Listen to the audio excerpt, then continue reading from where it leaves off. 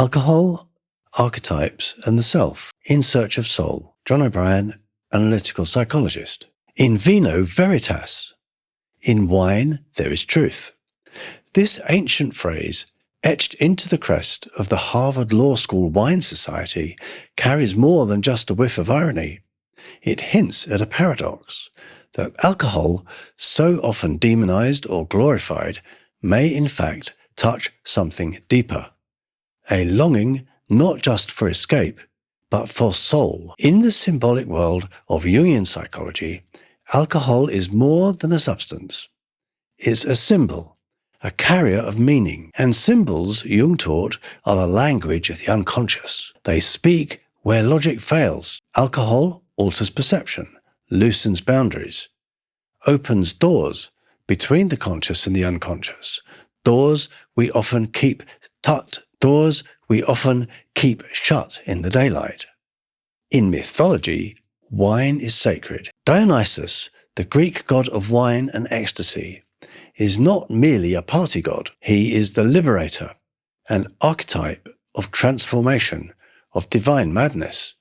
He brings chaos, but not without a purpose. In the madness he offers, there is a release, and in release there is rebirth, but only if we approach him with awareness and moderation. For even sacred wine becomes poison when the vessel, without awareness and without limits, becomes a trap. The ego, when too rigid or disconnected from soul, may reach for alcohol as a shortcut to connection, to others, to emotions, to aliveness. But the true thirst lies deeper. Beneath the pour is the ache for intimacy, for ritual, for meaning, for a place where the self can speak. In alchemy, the vessel is sacred. It holds the transformation, but it can only hold what it can safely contain. The same is true with alcohol. Too much, and the structure collapses. Moderation is not a moral restraint. It is the alchemical cup, the sacred boundary within which transformation can occur. In the process Jung called individuation, the integration of the conscious and the unconscious, symbols are our guides. Alcohol, seen symbolically, can serve a purpose. Our cravings reveal our wounds. Our patterns whisper of forgotten needs.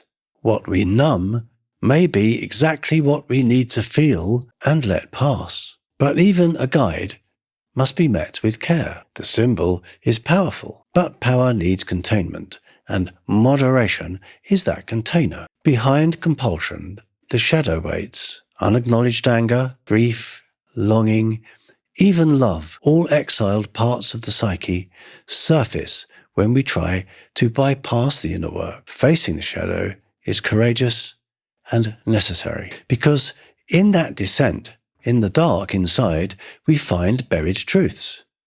And only from the underworld renewal begins. So to engage with alcohol symbolically is to walk the mythic path with open eyes, a step into altered consciousness, a dance with the gods, so to speak, but also potentially with the self. But this path demands discernment. The question is not merely what you are drinking, but why. Alcohol is neither good nor evil, but it can be a mirror. And like all mirrors, it can reflect if we are willing. And like all mirrors, it can reflect if we are willing to look. What are you really thirsty for? Which part of you is crying out to be felt, to be seen, to be loved? To relate to alcohol with reverence, not recklessness. To drink if we choose not to forget who we are, but to remember. This is a call to conscious choice. To explore alcohol symbolically is to begin a deeper inquiry into the self, one that leads us to soul. And this is the work of individuation.